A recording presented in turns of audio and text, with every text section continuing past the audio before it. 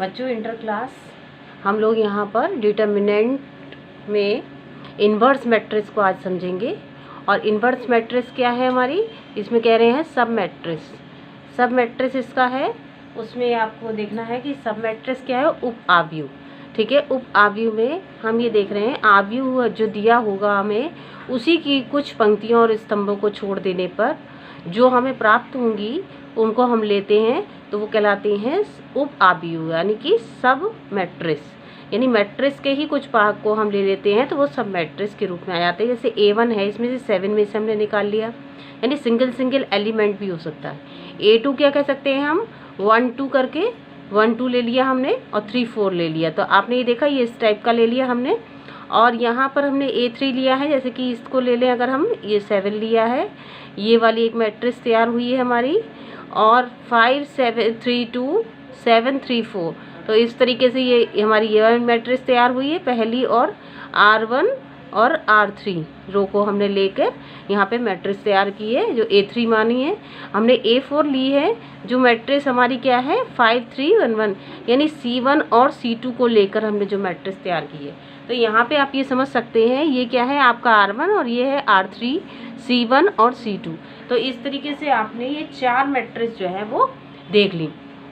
तो अभी सब मैट्रिक्स हैं इसकी, ये सब मैट्रिक्स कहलाएंगी मैट्रिक्स एक ही। अब उपसारणिक जो है वो क्या है आपका, वो माइनर क्या कह रहा है कि माइनर कह रहा है उपसारणिक यानी सारणिक का भी सबऑर्डिनेट। तो हम ये जान लें कि किसी भी वर्ग आव्यूह के किसी अवयव से होकर जाने वाली पंक्ति या स्तंभ को छोड़ने पर प्राप्त वर्ग उप आव्यूह का सारणिक उस अवयव का उपसारणिक कहलाता है।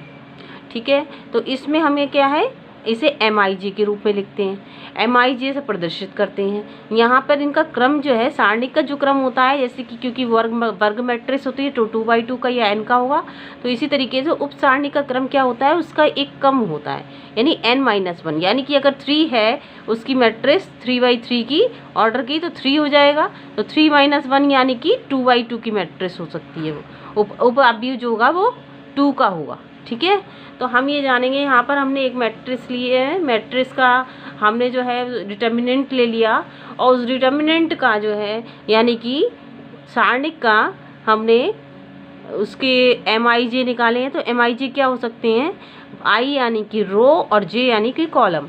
तो रो और कॉलम की जगह हम रख रहे हैं M11 M12 M13, इस तरीके से हमने सारे एलिमेंट्स निकाल लिए इसके M33 तक। तो हमने सभी माइनर्स निकाल लिए। अब सभी माइनर्स को मैं अलग अलग निकाल के दिखाऊंगी।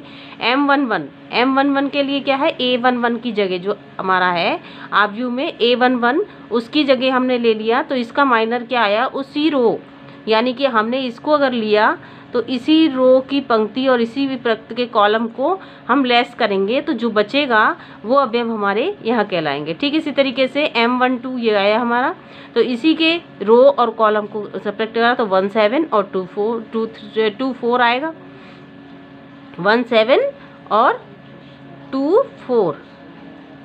जैसे कि हमारा ये आया ना 1 2, तो 1 2 के लिए क्या आया 3 2 4, ये आएगा 2 4 हमारा।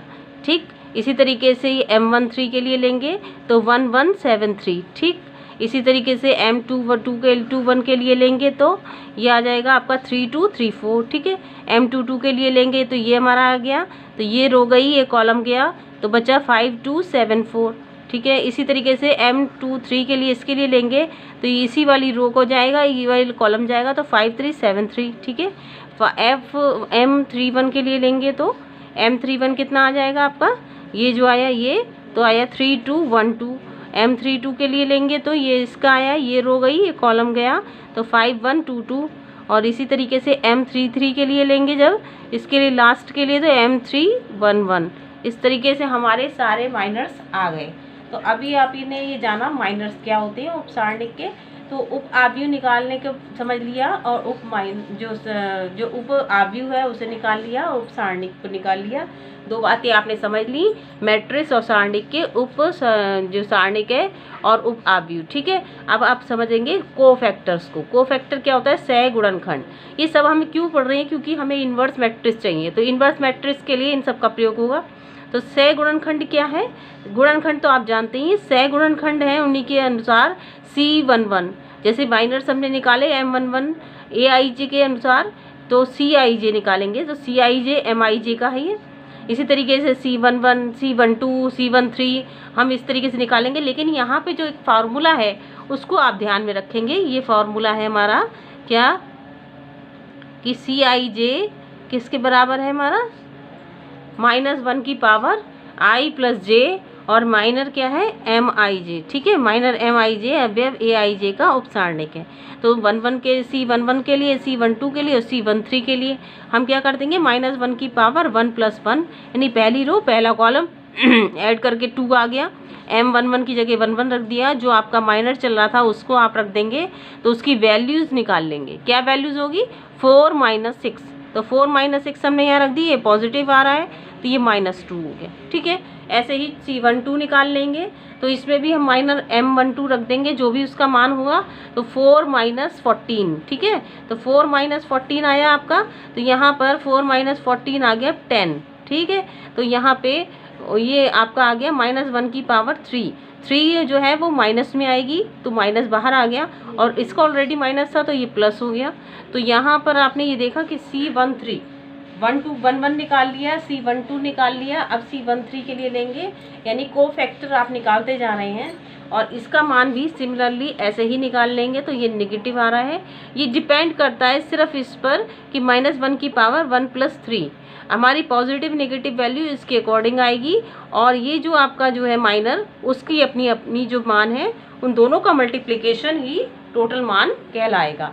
तो अब ये आपने ये कोफैक्टर को समझा, अभी और कोफैक्टर निकालने बाकी हैं, तो अभी हम ये वाला कोफैक्टर ले रहे हैं। देखिए कोफैक्टर C22 C21, और आपका जो है C21 आ गया, आपका C22 हो गया, C23 हो गया, और इसी तरीके से 3C1 हो गया, C31 हो गया, C32 हो गया, C33 हो गया। इस तरीके से हम सारे ही माइनर्स के सारे कोफैक्टर को हम निकाल लेंगे। अब क्या आता है, वर्ग आव्यूह का सह गुणनखंड, यानी एडजॉइंट मैट्रिक्स। एडजॉइंट वर्ग आव्यूह क्यों कह रहे हैं, क्योंकि ऐसे ही आव्यूह लेंगे हम सारणिक के प्रयोग के लिए, क्योंकि सारणिक से संबंधित है, तो वर्ग आव्यूह जो भी होगा ऐसा ही लेंगे जिसका क्या हो, हमारा वर्ग आव्यूह हो।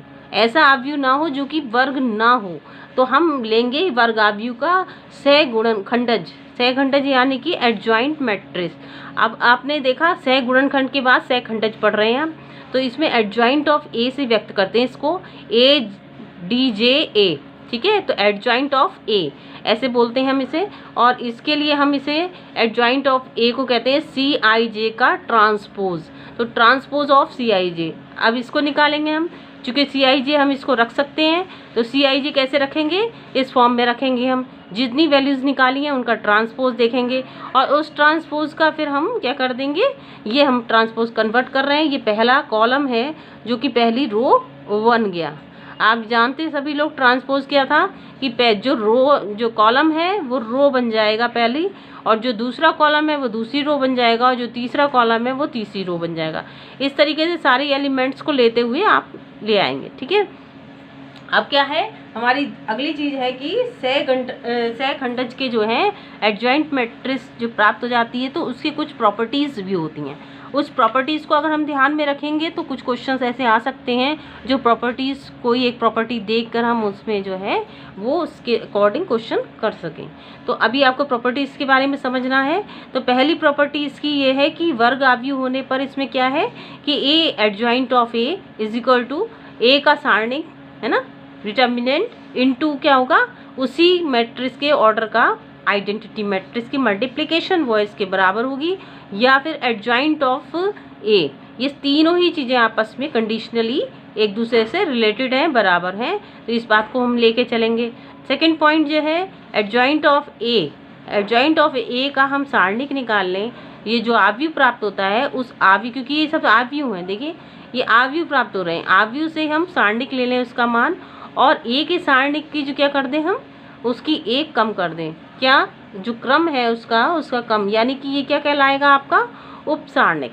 तो उप सारणिक से हम निकाल के इससे इक्विवेलेंट होगा। तीसरी प्रॉपर्टी क्या कहती है, एडजॉइंट ऑफ A, यहाँ पे A का ट्रांसपोज करके एडजॉइंट निकालने पर फिर उसका बराबर होता है एडजॉइंट ऑफ ए का ट्रांसपोज निकालना, यानी आपने जो एडजॉइंट ऑफ ए निकाला इसका ट्रांसपोज जब किया तो वो किसके बराबर है, इसके बराबर होगा, कि उसके पहले भी कर सकते हैं। तो ये ऐसी प्रॉपर्टीज़ जो है वो 3 प्रॉपर्टीज़ आपने समझ ली। अब चौथी प्रॉपर्टी कहता है एडजॉइंट ऑफ ए बी बराबर adjoint of B into adjoint of A, यानी बी कोई मैट्रिक्स है, ए कोई मैट्रिक्स, दो अलग अलग है। तो आप पहले बी वाली का एडजॉइंट निकाल लें, ए वाली का एडजॉइंट निकाल लें, दोनों का मल्टीप्लिकेशन, फिर adjoint of A B matrix का मल्टीप्लिकेशन करके फिर उसका एडजॉइंट निकाल लें। तो इस तरीके से ये बराबर होती है। अब अगला 5th है आपका, इसका सारणिक, किसके सारणिक है, एडजॉइंट ऑफ ए निकालने के बाद उसी का फिर से एडजॉइंट निकाल लें, तो ये जो है इसका सारणिक और एडजॉइंट ऑफ ये। तो ये प्रॉपर्टीज़ आपकी 6 प्रॉपर्टीज़ है, इनको आप ये समझ लीजिए। इन प्रॉपर्टीज़ का यूज़ होके हम क्वेश्चंस को समझ सकते हैं। आगे हम समझेंगे कि व्युत्क्रमणीय आव्यूह क्या होती है। व्युत्क्रमणीय आव्यूह क्या है, क्योंकि अगर आव्यूह व्युत्क्रमणीय होगी तभी इन्वर्स संभव होगा। यदि वर्ग आव्यूह ए के सारणिक का मान 0 नहीं है तो ही व्युत्क्रमणीय आव्यूह कहलाती है। अगर ये 0 हो गया देन जो आपका इन्वर्स है वो संभव ही नहीं होगा। 2 कंडीशंस हैं आपकी। यदि ए इन्वर्स नॉट इक्वल ए जो सारणिक का मान है वो नॉट इक्वल टू 0 हो तो आव्यूह क्या होगी, व्युत्क्रमणीय होगी, यानी कि नॉन सिंगुलर मैट्रिक्स होगी। और यदि इसका मान 0 होगा तो ये आव्यूह क्या होगी, अव्युत्क्रमणीय आव्यूह, यानी कि सिंगुलर मैट्रिक्स कहलाएगी। तो बात आप ये समझ रहे हैं कि कोई भी इन्वर्स निकालने के लिए हमें क्या करना होगा, हमें नॉन सिंगुलर मैट्रिक्स लेनी होगी। नॉन सिंगुलर यानी व्युत्क्रमणीय आव्यूह। तो आप ये बहुत अच्छे से समझ लीजिए कि हमारा जो फंक्शन का आव्यूह है वो कैसा होना चाहिए। ठीक है। अब दूसरी बात आती है आपकी वर्ग आव्यूह का व्युत्क्रम। मेन बात पे आ जाए। अब जो इन्वर्स मैट्रिक्स है वो क्या है। इन्वर्स मैट्रिक्स के लिए आप ये समझ लीजिए कि यदि ए कोई n क्रम की व्युत्क्रमणीय आव्यूह है तो ए जो है आपका उसका नॉट इक्वल टू 0 होना चाहिए, यानी कि नॉन सिंगुलर होना चाहिए। ऐसा आव्यूह अस्तित्व में तभी होगा, इन्वर्स तभी संभव होगा, तब हमारी प्रॉपर्टीज़ क्या आएंगी, ए बी बराबर बी ए बराबर आई एन। तो यहाँ पे आप ये जान रहे हैं कि बी बराबर, चूँकि पहले ही पढ़ चुके हैं, 1/a बराबर ए इन्वर्स। तो यहाँ पर ए इन्वर्स बराबर ए इन्वर्स ए, यानी बी की जगह हम क्या कर रहे हैं, ए इन्वर्स रख रहे हैं, तो उसकी जगह आई एन हो गया। तो आप ये जान रहे हैं ए इन्वर्स बराबर एडजॉइंट ऑफ ए अपॉन सारणिक ए। तो ये जाना आपने कि जो अभी तक आप एडजॉइंट ऑफ ए निकाल चुके थे और जो सारणिक का मान है वो अलग से आप निकाल सकते हो। तो इन दोनों का मान को जो अनुपात है वो क्या कहलाता है, इन्वर्स कहलाता है। ठीक है, एक बात आप ये समझ गए। अब नोट करने वाली बात क्या है हमारे पास कि ये जो आपके पॉइंट्स हैं उनको नोट करने वाली बात ये है कि किसी भी वर्ग आव्यूह ए का व्युत्क्रम जो विद्यमान होता है यदि वे व्युत्क्रमणीय हो, ठीक है, तो यदि ए हो, यानी कि पहली बात यानी कि वो नॉन सिंगुलर होना चाहिए, यानी 0 के बराबर नहीं होना चाहिए। और दूसरी बात क्या कहती है कि वो उस आव्यूह का व्युत्क्रमणीय आव्यूह अद्वितीय हो। क्या हो, उसका अद्वितीय उस हल होगा। तो उसमें ये आपको ये समझना पड़ेगा कि ये जो है इसकी वैल्यूज़ होगी। अब 2 बातें आपने समझ ली। फिर नई बात आती है आपकी, क्या है, व्युत्क्रम आव्यूह के गुणधर्म, यानी इन्वर्स मैट्रिक्स जो आपकी तैयार हो रही है उसकी क्या गुणधर्म है, क्या प्रॉपर्टीज़ हैं। तो वो मैंने बता दिया आपको। ए इन्वर्स का इन्वर्स बराबर ए ही होता है। अगर हम कोई इन्वर्स दे रखा हो उसका भी इन्वर्स निकाल ले तो वापस हमारा क्या, आव्यूह जो मैट्रिक्स हम लेके चले थे वही मैट्रिक्स हमें मिल जाएगी। इसी तरीके से दूसरी एक मैट्रिक्स है जिसका आव्यूह आप जानते हैं, उसका इन्वर्स, ठीक है, दिया हुआ उसका ट्रांसपोज करें। तो ट्रांसपोज जब आप पहले कर दें और उसके बाद आप इन्वर्स निकालें तब भी बात वही है। तो आप ये जान रहे हैं कि ट्रांसपोज और उसको इंटरचेंज करने पर कोई फ़र्क नहीं पड़ रहा है एक दूसरे पर। ऐसे ही ए इंटू बी का मल्टीप्लिकेशन करके 2 मैट्रिक्स का और फिर इनका इन्वर्स निकाल के, तो पहले दूसरी मैट्रिक्स बी इन्वर्स फिर इंटू ए इन्वर्स, इस तरीके से निकालेंगे तो ये जो है आपकी मैट्रिक्स तैयार हो जाएगी। तो ये देखिए एडजॉइंट ऑफ ए इन्वर्स बराबर एडजॉइंट ऑफ ए का होल इन्वर्स।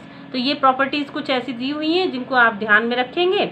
इसके बाद है आव्यूह विधि द्वारा रैखिक समीकरणों के निकाय का हल। माना रैखिक समीकरण निकाय क्या है, 3 समीकरण आपको दी गई है। पहली समीकरण, समीकरण 2 और समीकरण 3। इन तीनों समीकरण को आप ध्यान में रखेंगे तो इन तीनों समीकरण से हमने क्या करा है, उनके कोफिशिएंट्स को बाहर निकाल लिया। A1 B1 C1, A2 B2 C2 और A3 B3 C3। इसी तरीके से XYZ दिए हुए हैं, उनको अलग निकाल लिया हमने। ये 2 मैट्रिक्स तैयार हो गई हैं। और ये तीसरी, तो ये किस फॉर्म में आ गई कि ये हो गया A, ये हो गया X और ये हो गया B। तो आप ये जान रहे हैं AX बराबर B के, यानी जो आपकी ये तैयार हो गई थी AX बराबर B, इसको हम लेके चले हैं किस तरीके से, 3 इक्वेशन से हमने इसको फाइंड आउट किया है। यदि A इनवर्स, यानी अब इस मैट्रिक्स का ही A जो है वो मैट्रिक्स, इसी का जो है सारणिक निकाल लें और वो नॉट इक्वल टू उसका मान जो है वो कितना हो, 0 के बराबर ना हो, तब हमारा जो है A इनवर्स अस्तित्व में होगा। और जब A इनवर्स इस अस्तित्व में होगा तब A इनवर्स हम एडजॉइंट की मदद से, जैसे कि हमने ये जाना था कि A इनवर्स कैसे निकालते हैं, एडजॉइंट ऑफ A और उसका सारणिक का मान, दोनों को हम निकाल लेंगे। वेयर यहाँ पे हम ये भी लिख सकते हैं नॉट इक्वल टू 0। तो ये कंडीशंस पे तो हम A इनवर्स का मान निकाल के XYZ का मान ऑलरेडी निकाल सकते हैं। फिर A इनवर्स को हम B से मल्टीप्लाई कर लें तो जो मैट्रिक्स की मल्टीप्लिकेशन है उससे हमारा XYZ का मान निकल जाएगा, जो कि 1/1 जो 3/1 का होगा। ठीक है, 3/1 की मैट्रिक्स होगी, क्योंकि ये क्या ऑर्डर क्या है, 3/1। तो हमारा जो यहाँ पे भी आएगा इनका मल्टीप्लिकेशन वो 3/1 का ही आएगा, ध्यान रखेंगे। और ये क्या है हमारा 3/3 और ये क्या है हमारा 3/1। ठीक है बच्चों, तो ये समझ लिया हमने। इसके बाद हमारा जो है ये जान लीजिए, एक क्रैमर का नियम है लास्ट, जो सारणिक में क्रैमर का नियम है एक, उस क्रैमर के नियम के रूल के अकॉर्डिंग क्या है कि ऐसे ही कुछ है, जैसे कि हमने अभी ये समीकरण देखी 3, इसी तरीके से हमने आगे भी ये जो समीकरण है वो आपको दी गई हैं। इन समीकरण को आप देख रहे हैं कि nth टर्म्स में है, nth टर्म्स की समीकरण हैं। तो ये टर्म्स जो समीकरण दी हुई हैं आपको, इसमें डेल्टा नॉट इक्वल टू 0 हो तो इस नियम के अनुसार x1 बराबर delta x1 upon delta x2 बराबर delta x2 upon delta and xn बराबर डेल्टा xn अपॉन डेल्टा। तो डेल्टा जो है वो क्या है, हमारा सारणिक का मान। ठीक है, तो सारणिक का मान कहाँ से कहाँ तक है, हम 1 से लेकर n तक, ये देख ही रहे हैं हम। यहाँ पर हमने जैसे a निकाला था इसमें, इसी तरीके से हम इसमें a निकाल के a की जगह क्या सारणिक का मान रख दिया हमने, डेल्टा। और यहाँ पर वो आव्यूह था, यहाँ पे हम सारणिक देख रहे हैं, तो डेल्टा x2 में क्या कर रहे हैं कि हम x वाले यानी पहले वाले पद को छोड़ रहे हैं, तो पहले वाले पद की जगह क्या आ जाएगा, b1 b2 bn, और बाकी सारे पद वैसे ही रहेंगे। इसी तरीके से डेल्टा x2, चूँकि x2 की बात हो रही है तो x2 को ही हमें हटाना है, तो x2 के स्थान पे क्या आ जाएगा, b1 b2 bn, एंड बाकी सब ऐसे ही रहेगा। एंड डेल्टा xn की बात करें तो xn के स्थान पर ही हमें क्या चेंज करना है, b1 b2 bn। तो आप ये देख रहे हैं जितने भी हैं वो आ जाएंगे, और इस तरीके से आप ये सब निकाल सकते हैं। x1 का मान तो कैसे, उसका जो सारणिक का मान है उसके नीचे सारणिक का दोनों का मान का जो अनुपात होगा वही कहलाएगा। इस तरीके से आप सारी वैल्यूज़ निकाल सकते हैं, सारे चर निकाल सकते हैं। ये x1 x2 xn जो जितने भी हैं ये सब क्या कहला रहे हैं, ये चर कहला रहे हैं। ठीक है, संगत व असंगत निकाय, ये थोड़ी सी बात समझने वाली है, consistent system and inconsistent system. तो ये आप समझ रहे हैं कि कोई भी संगत निकाय कौन कौन से होते हैं, उनकी प्रॉपर्टीज़ हैं, थोड़ा सा अलग समझ लीजिए। यदि कोई समीकरण संगत कहलाता है यानी उसका अद्वितीय हल है या फिर एक से अधिक हल हो। ठीक है, 2 बातें हैं, या तो ये अद्वितीय हल हो जो कि हमने पीछे पढ़ा था, और या फिर उसके अनंत हल हो। तो इसमें आप ये देख रहे हैं कि यदि उसके जो सारणिक का मान है वो अगर 0 के बराबर नहीं है और एडजॉइंट ऑफ a से multiplication of b is not equal to 0 है तो अद्वितीय हल होंगे। और इसी तरीके से ये नॉट इक्वल टू 0 है, अगर दूसरे सारणिक का मान 0 हो तो adjoint of a into b बराबर 0 होने पर जो अनंत है वो अनंत होने पर एक से अधिक हल आएंगे। तो इस प्रकार से आप ये देख रहे हैं कि ये 2 पॉइंट्स हैं कि संगत के लिए और अब असंगत के लिए समझ लीजिए। रैखिक समीकरण असंगत निकाय के लिए क्या होगा, कोई भी हल नहीं होगा। तो इसकी कंडीशन क्या होगी फिर, तो इसकी कंडीशन ये होगी हमारी कि a सारणिक का मान 0 होगा और एडजॉइंट ऑफ a b से इसका मान जो है नॉट इक्वल टू 0, यानी अगर 0 होता है ऐसा तब तो ये क्या होंगे, एक से अधिक हल होंगे, और अगर 0 नहीं होगा तो कोई भी हल नहीं होगा और जो आपका जो हल है वो अस्तित्व में ही नहीं आएगा। यानी XYZ चर के जो भी मान रहेंगे वो हल जो है वो अस्तित्व में एग्जिस्ट ही नहीं करेंगे। ठीक है, बात बच्चों समझ लिया आप लोगों ने। तो ये सब आपका सारणिक यहाँ पे फिनिश होता है। आपका डिटर्मिनेंट जो है वो आव्यूह और इन्वर्स की इन्वर्स आपने समझ लिया। तो दो तरीके से आपने इन्वर्स निकाला यहाँ पर। ठीक है, तो एक आव्यूह विधि द्वारा निकालेंगे और एक इसके द्वारा। तो दो प्रकार से आपने समझ लिया।